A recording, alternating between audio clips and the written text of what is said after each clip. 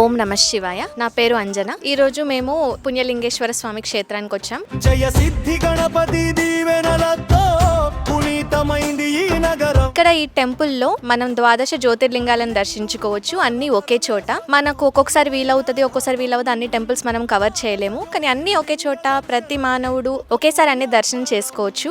గలగల పారే గంగమ్మకు ఘనమైన హారతి కర్పూర కాంతులతో వెలిగే. అలాగే మెయిన్ టెంపుల్ లో పుణ్యలింగేశ్వర స్వామి అమ్మవారు చాలా చక్కగా ఉన్నారు. ఈ దర్శనం అయిపోయిన తర్వాత మేము గోశాలకు వెళ్ళాము. పక్కనే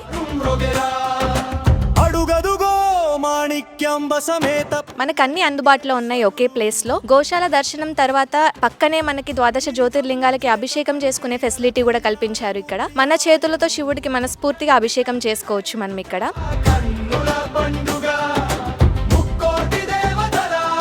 ఈ ఆలయం పేరు పుణ్యలింగేశ్వర స్వామి ఆలయం అని పెట్టారు కదా. మనకి రెండు విషయాలను గుర్తు చేస్తుంది. పుణ్యం మనం ఎలా సంపాదించుకోవచ్చు దేవుడి దర్శనంతోని. ఇంకో మెయిన్ కాన్సెప్ట్ వచ్చేసి మానవ సేవే మాధవ సేవ అని. ఆ రెండు స్పష్టంగా అందరికి అర్థమయ్యే విధంగా ఈ ఆలయ నిర్మాణం ఉంది. ఆ ఆలోచన మనకి రావాలి అంటే ఖచ్చితంగా ఈ క్షేత్రాన్ని విజిట్ చేయాలి మనం అందరం.